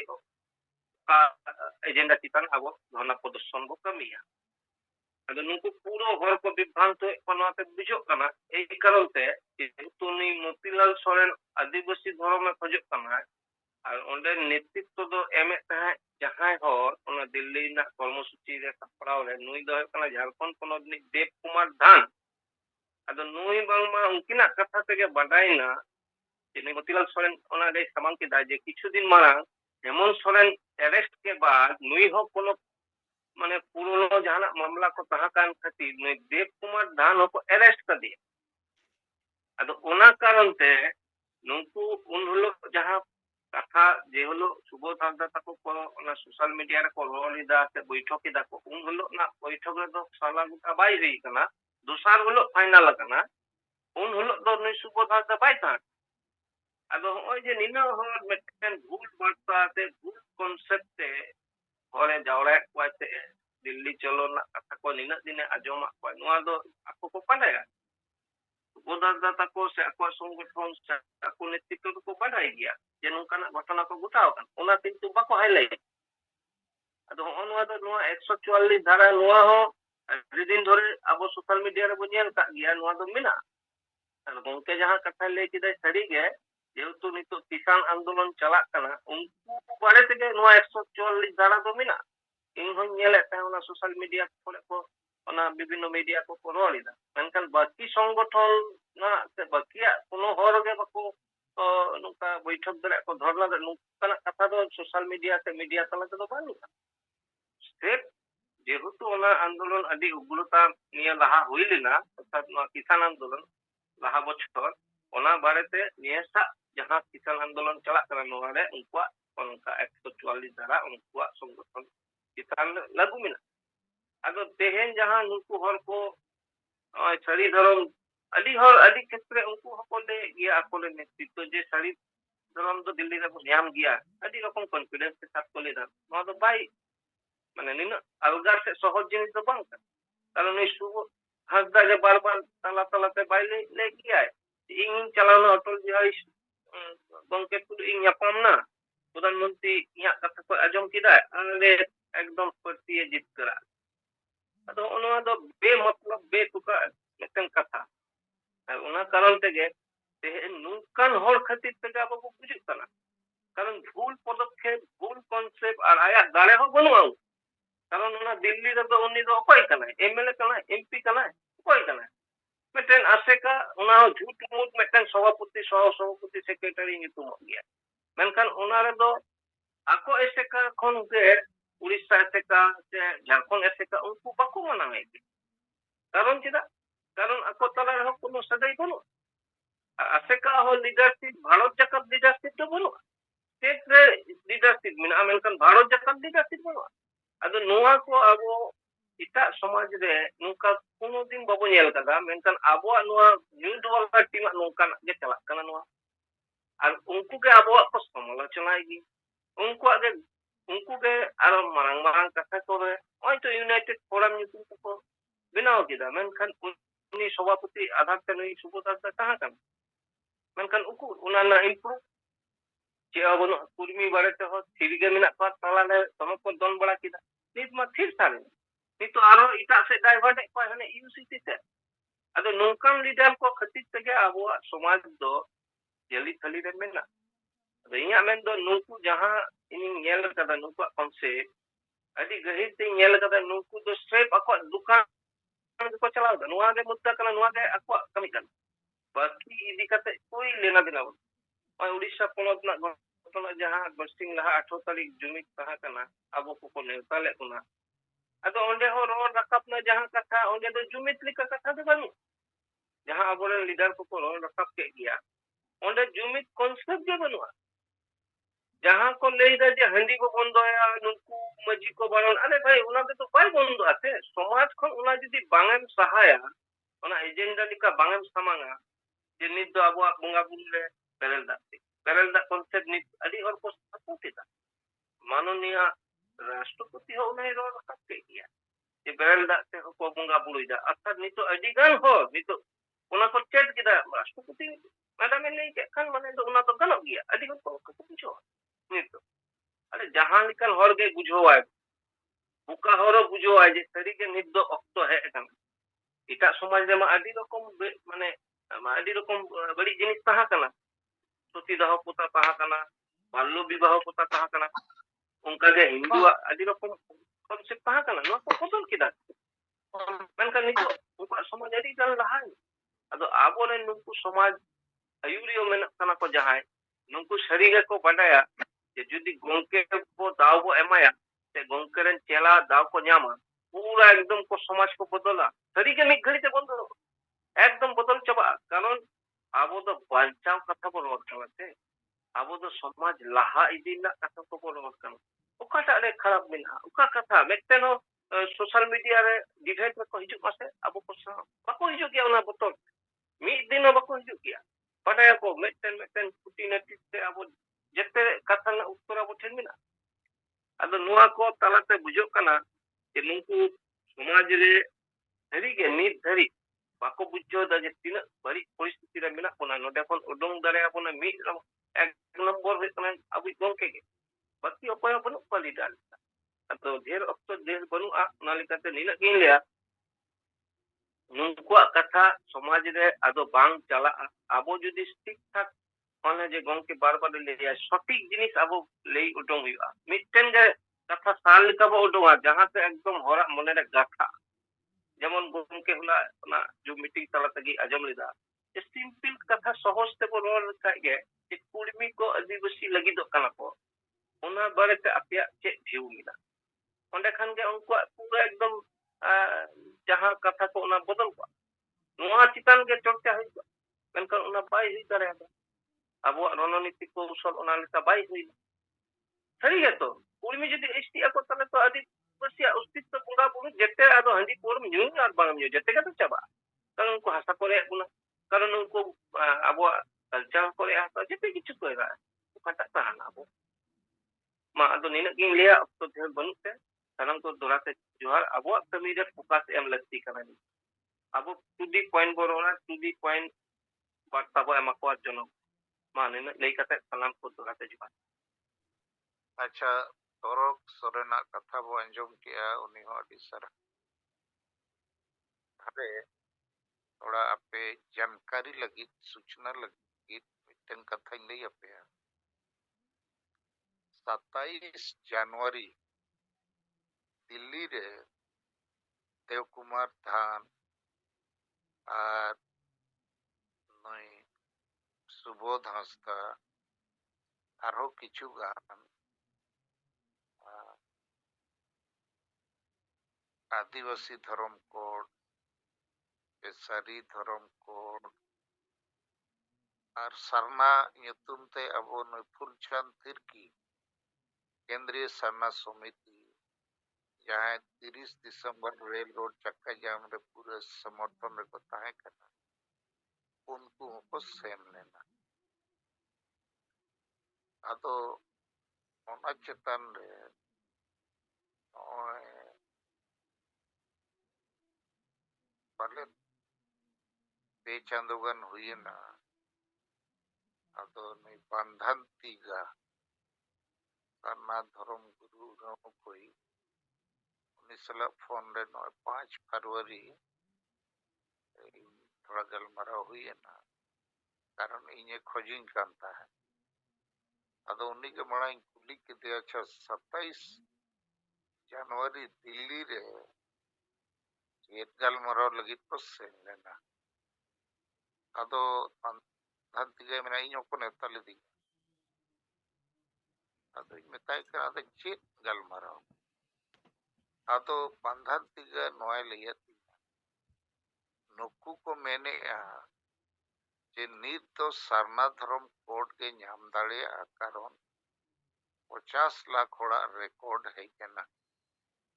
और बाकी तो वो कोई रहो उना तो बाय गनो अदो जेते होड़ मेसा कते उना वो घोषणाया माने देव कुमार धान को चे जाएगे ना जे नी तो सरना के बताओ हुई एटागा बाय चला उना उद्देश्य ते को मीटिंग ला और उनारे मध्य प्रदेश और ओका करे को मिता करोड़ को हेले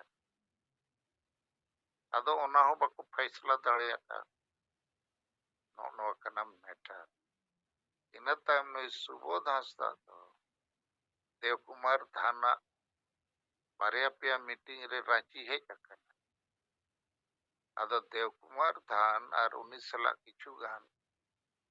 मुंडा नेता को मिना को जैसे प्रेम शाही मुंडा बनते मिटा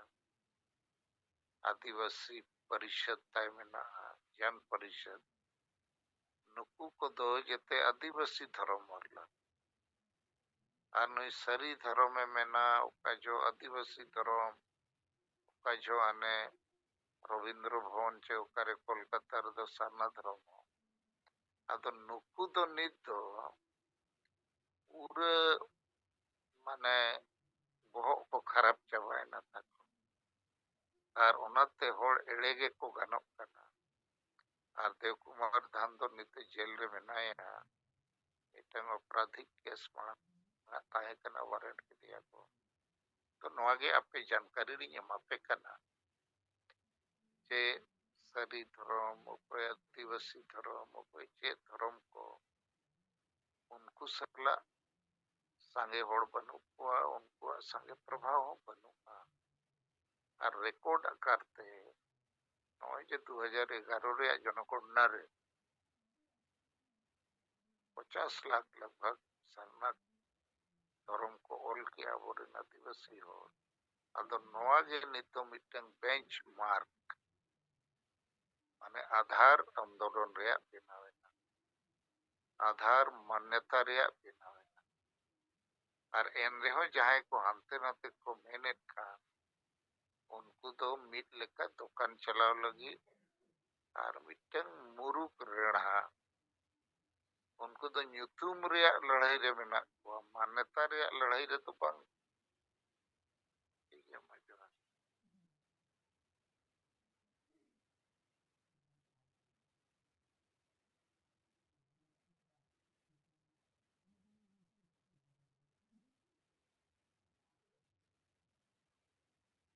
अच्छा नित तो जो है पक्का जाए से कोई भी तड़े ठीक है पक्का कोई बात मांगे तो 3.5 मिनट हुई ना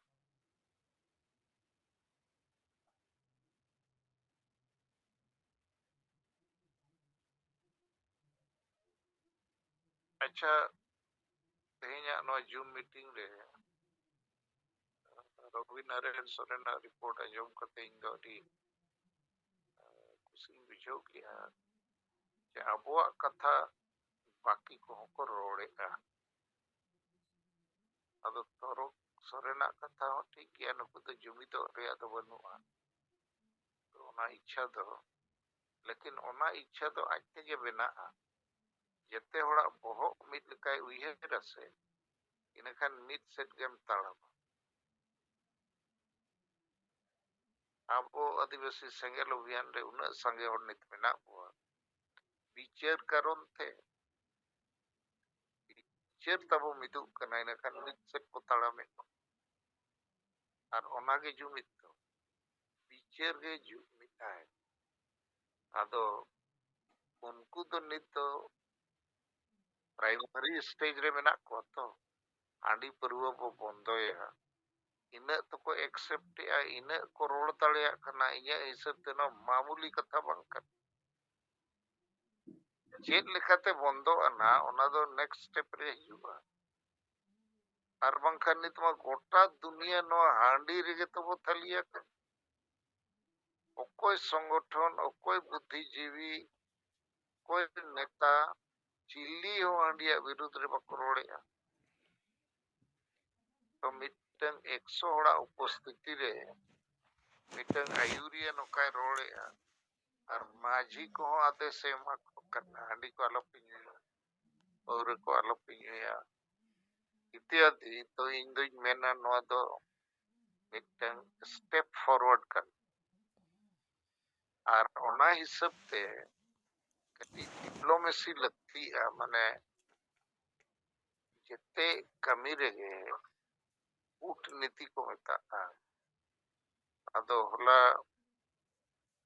जहां नारायण मुर्मू और बाकी को अबोरिन रिपोर्ट को एम किया नुकुआ रिपोर्टिंग दो एकदम नेगेटिव रिपोर्टिंग कर नाते को मने ताका को सोड़े को बनाव लाले मने पाले जो माले सेना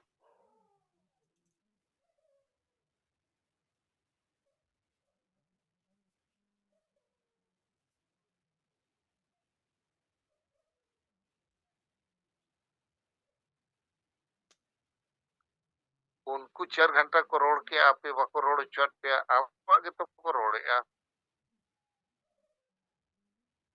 रवि नारायण सोरेन हिसाब ते कन जहां के रोड के ने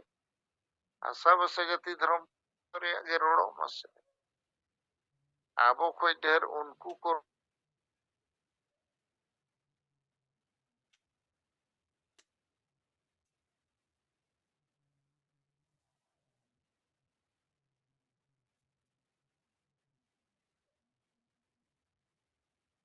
2024 बोलोयना नॉय तेहें 19 तारीख ओका इन बई ओडोका करना खाली दिल्ली बार पे दिल्ली सेन लेना मेडिकल चेकअप को लगी और ज्योति मुर्मू पीएचडी रिया डिग्री को एमआई करता है एनयू कॉन्वोकेशन और नेतार उन्हें पाए तड़ान सनैया नोआ चिंते रहे नोआ समाज हिजुक करना और ओका खोज हो सपोर्ट रेया रोड बाय रकब करना खासकर ऑल पढ़ाओ हड़ को सामाजिक राजनीतिक नेता को डॉक्टर इंजीनियर ऑफिसर को और ओनाते राउरकेला मीटिंग रे डॉक्टर पीथो मुर्मू हेजना मिटे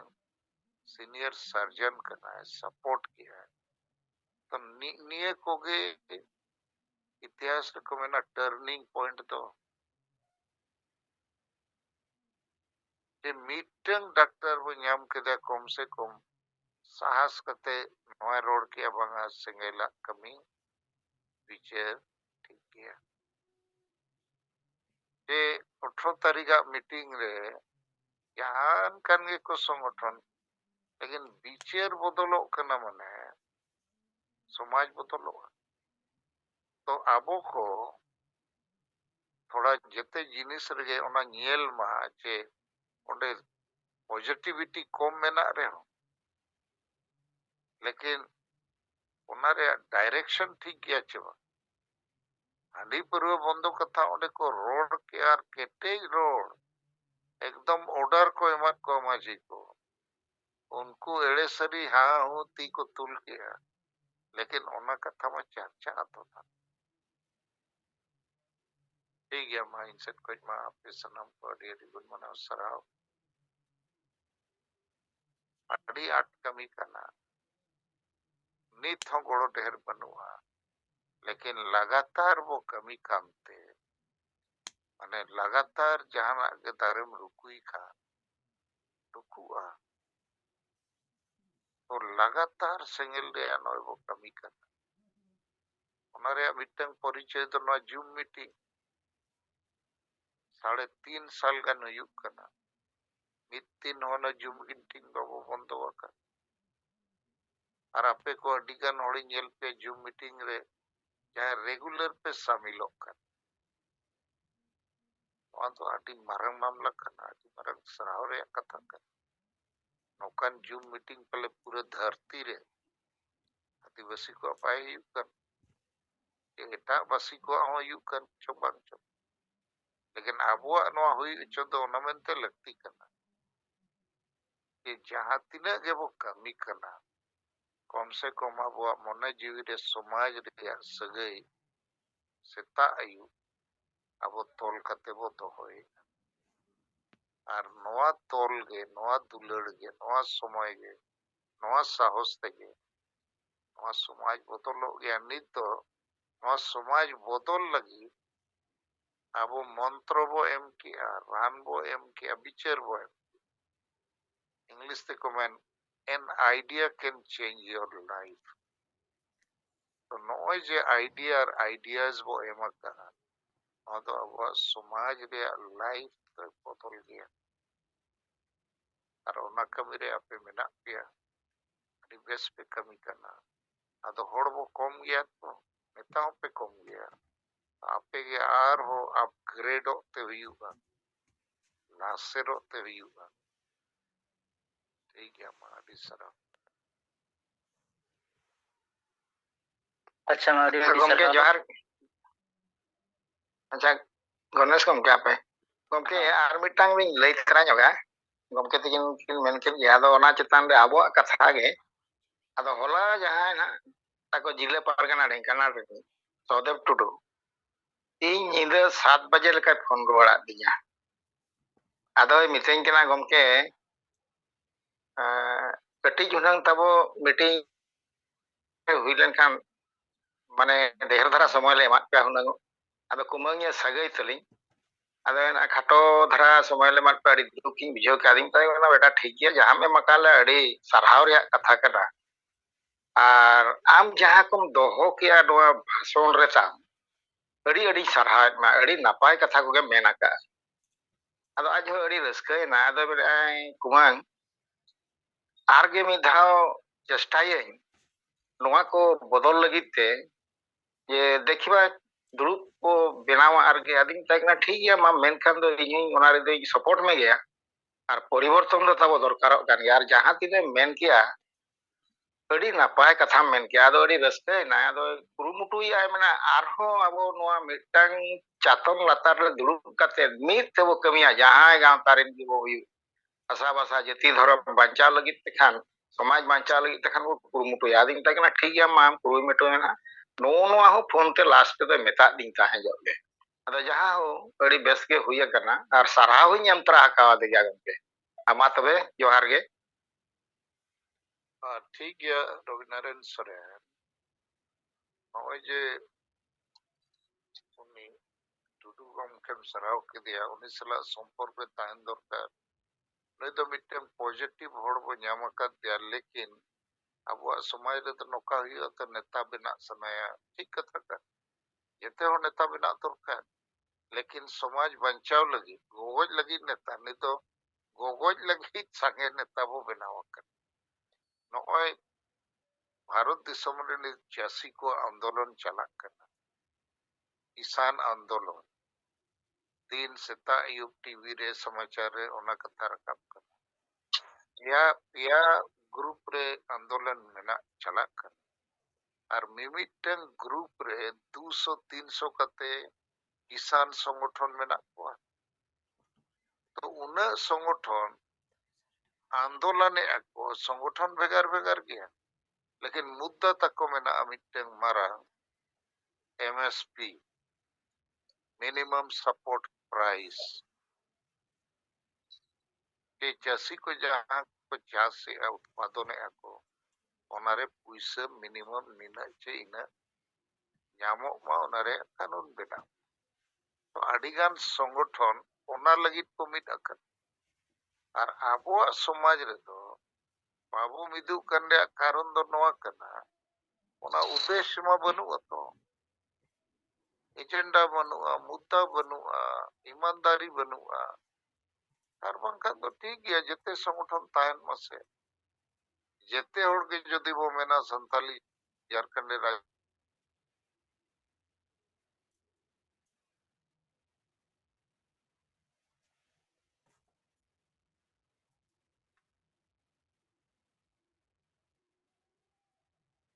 ट्रेन 12-15 कोटी आदिवासी को जुमिदोआ और संविधान रे जतिया मेना अबो लगी जुमिद बनुते जतिया अबो चापो जुड़ू तो ढेंकानाल रे मीटिंग रे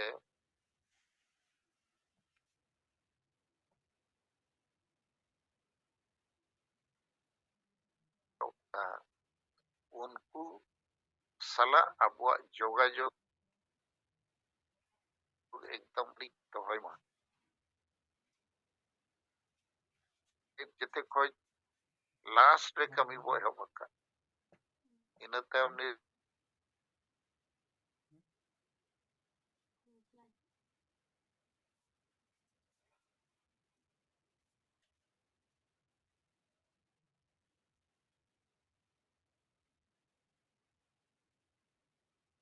सी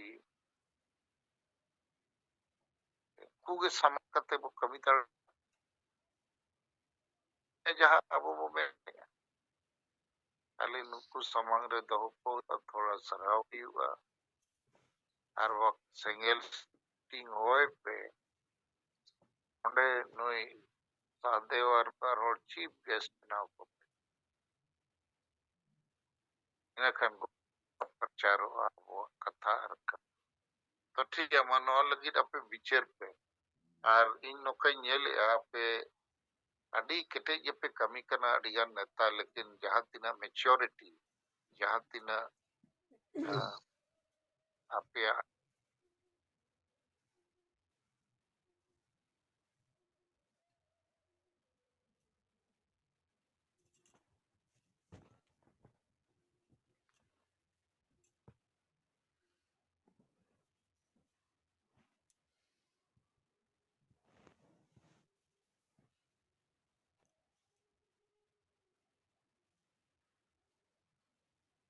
ᱟᱫᱚ ᱱᱚᱜᱼᱚᱭ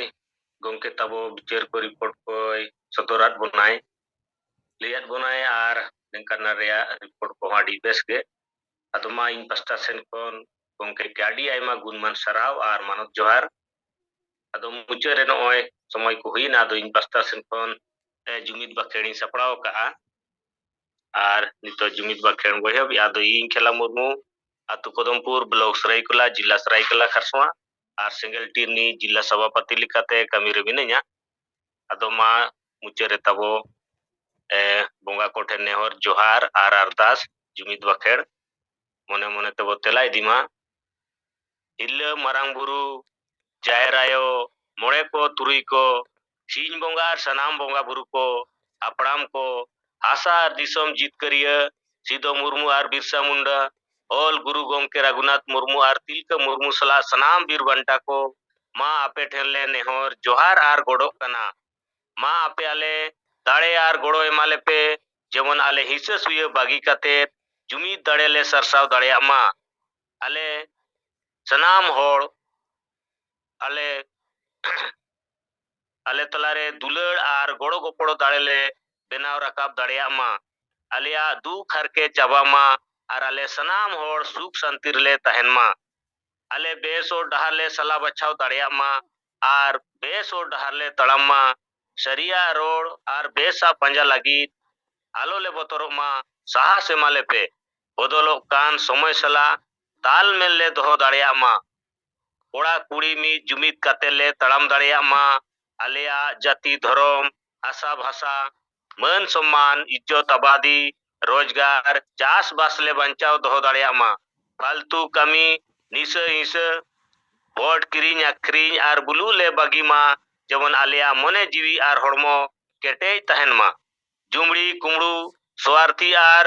বাড়ি হড় পাঞ্জা বাগি কাতে আলেয়া সমাজ লে পাঞ্জা কেটেজ মা बोंगा बुरु को मा आले सलाते आले रिन माजी परगना आर नायके को दाड़े आर गोड़ो एमा को पे जेवन नोआ बांचाव कामी रे को गोड़ो मा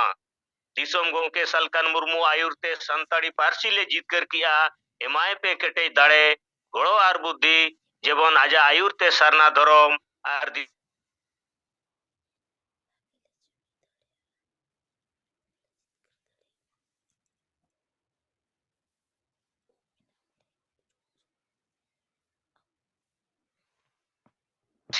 जोहार